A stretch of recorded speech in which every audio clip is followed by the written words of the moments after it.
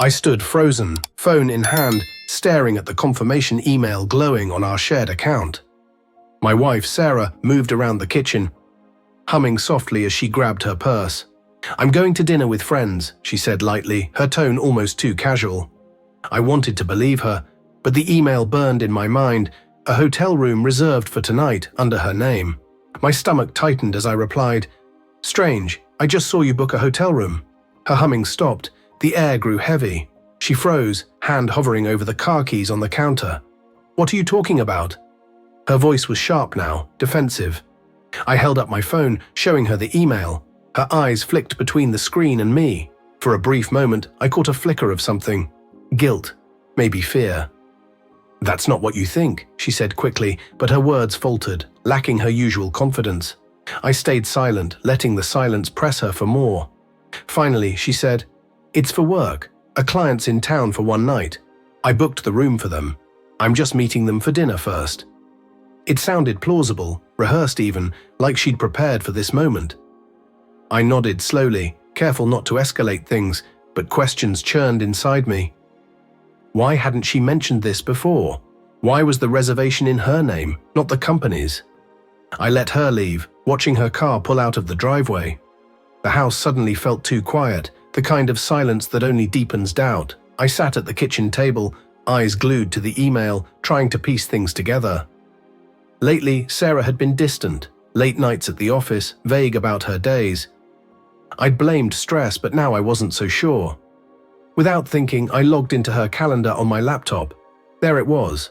Dinner with friends, 7 p.m. No mention of clients or a hotel. I told myself I was imagining things, but the unease nagged at me. Grabbing my keys, I drove to the restaurant she'd named, a trendy downtown spot. Her car was parked neatly in the lot. I sat in my truck, watching the entrance like some cliché from a detective show. A group of people came out laughing, but Sarah wasn't among them. Then I saw her, stepping out alone, phone in hand, her face lit by the screen's glow. She didn't look like someone heading to a friendly dinner. She got in her car and drove off. Against my better judgment, I followed. My heart pounded as she wound through the city, not home, but toward the hotel from the email. She parked, walked inside, and disappeared through the glass doors. I gripped the steering wheel, torn. Should I go in? What was I even looking for? Proof, closure. I couldn't just drive away. Inside, the lobby was sleek and quiet, too fancy for a casual meeting. I lingered near the elevators, scanning for her. Then I saw her emerge from the bar with a man I didn't recognize. Older, polished. His hand brushed her arm as they laughed. My chest tightened. This wasn't just business. I ducked behind a pillar, feeling ridiculous but unable to look away. They headed toward the elevators and I followed at a distance, my pulse loud in my ears. They stepped inside. As the doors closed, I caught a glimpse of her face, relaxed, almost happy, a look I hadn't seen in months. I took the next elevator up, mind racing with anger and disbelief. When I reached the floor from the reservation, I hesitated. What was I doing? Confronting her could destroy everything, but turning back felt like admitting defeat.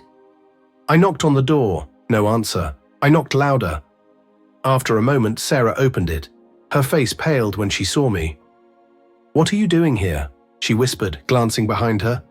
The man sat on the edge of the bed, looking as stunned as she was.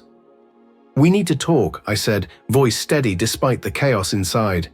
She stepped into the hallway, closing the door behind her. In that moment, I knew our lives were about to change forever.